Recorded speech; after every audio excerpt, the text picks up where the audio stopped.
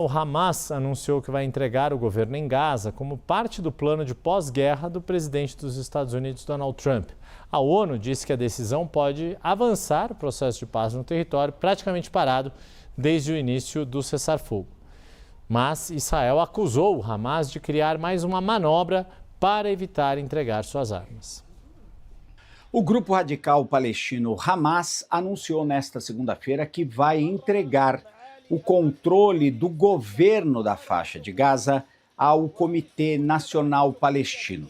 O comitê seria um grupo formado por técnicos palestinos sem nenhuma ligação com o Hamas ou com outros grupos políticos palestinos e que teria a função de organizar o governo do território palestino da faixa de Gaza, atendendo de uma forma técnica às necessidades da população palestina naquele território.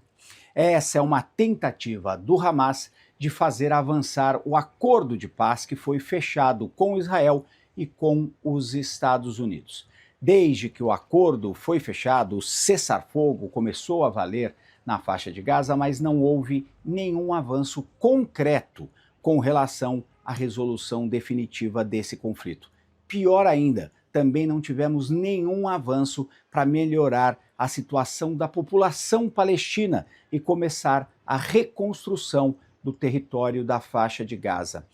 O Hamas, no entanto, não é um grupo confiável e não vai entregar as suas armas. Portanto, pode até entregar no papel o poder político para esse grupo de técnicos, mas na prática vai continuar detendo as armas e mantendo muito poder e controle sobre o território e sobre os palestinos na faixa de Gaza.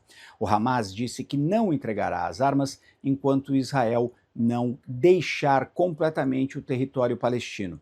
As forças de defesa de Israel continuam controlando pelo menos 50%, pouco mais disso, do território da faixa de Gaza. O primeiro-ministro israelense Benjamin Netanyahu diz que não há nenhum plano para os israelenses deixarem o território. Com isso, temos um enorme impasse entre os dois lados e a tentativa do Hamas de destravar essas negociações ao anunciar que vai entregar o governo. O governo dos Estados Unidos, por seu lado, disse que vai prestar atenção nas ações do Hamas e não nas suas promessas, já que o grupo é muito pouco confiável. De Londres, Américo Martins. Sobre esse assunto, volto a conversar com o analista de internacional Lorival Santana. Lorival, sem o desarmamento do Hamas e sem a retirada dos militares israelenses, podemos esperar mudanças de fato, na prática, para os palestinos, para a sociedade palestina e para o próprio futuro do território de Gaza nesse pós-guerra? A gente entra numa situação um pouco parecida com a do Líbano, embora, obviamente, a faixa de Gaza tenha sido muito mais destruída e a situação seja muito mais precária lá do que no Líbano. Mas você tem um grupo armado que cede, que aceita que outro grupo político possa administrar o território, mas ele continua sendo o grupo armado que tem uma espécie de Estado dentro de um Estado e um poder. E cria-se também o mesmo ciclo vicioso que existe hoje entre Israel e o Hezbollah, porque o Hezbollah diz que não para de atacar Israel enquanto Israel não se retirar do Líbano, e Israel diz que ataca o Hezbollah e está presente no Líbano porque o Hezbollah ataca Israel. Então, é um ciclo vicioso, né? A mesma situação na faixa de Gaza. Israel ocupa 60% do território da faixa de Gaza, alegando que está lá para conter o Hamas, que continua armado. O Hamas diz que precisa continuar armado porque Israel está presente no território da faixa de Gaza.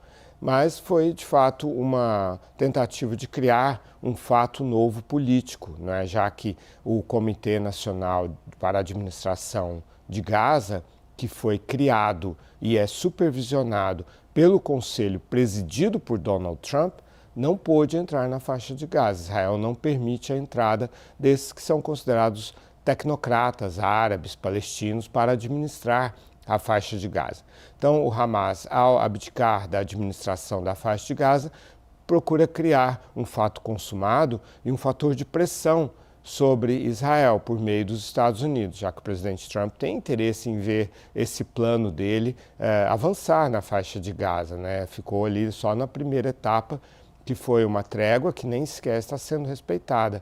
Mais de 1.000 palestinos foram mortos por Israel desde o início dessa suposta trégua. Não há mais aquele ritmo de matança de palestinos que levou a dezenas e dezenas de milhares de palestinos mortos por bombardeios israelenses, mas os palestinos continuam sofrendo, continuam sendo mortos e o seu território totalmente destruído.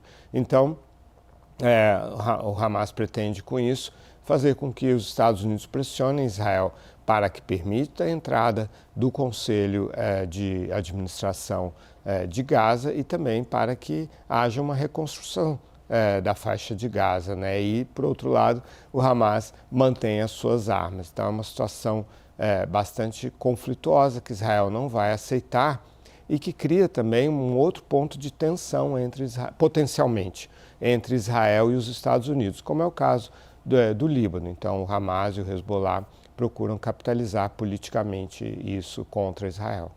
Pois é, essa falta de sintonia, digamos assim, ou esses ruídos na relação entre Estados Unidos e Israel estão ficando cada vez mais evidentes e em mais frentes. Agora, Lorival, a gente sabe, né, e falando aí de quase 2 décadas do comando do Hamas, do comando político do Hamas sobre Gaza, 9 fora tudo o que aconteceu depois do 7 de outubro, que é o fator mais determinante para a atual situação, é possível fazer algum tipo de balanço do que significa esse domínio do Hamas na faixa de Gaza, principalmente quando se contrasta com o que aconteceu, o que vem acontecendo na Cisjordânia, com outros problemas, mas também dificuldades de governança pelos líderes palestinos, não?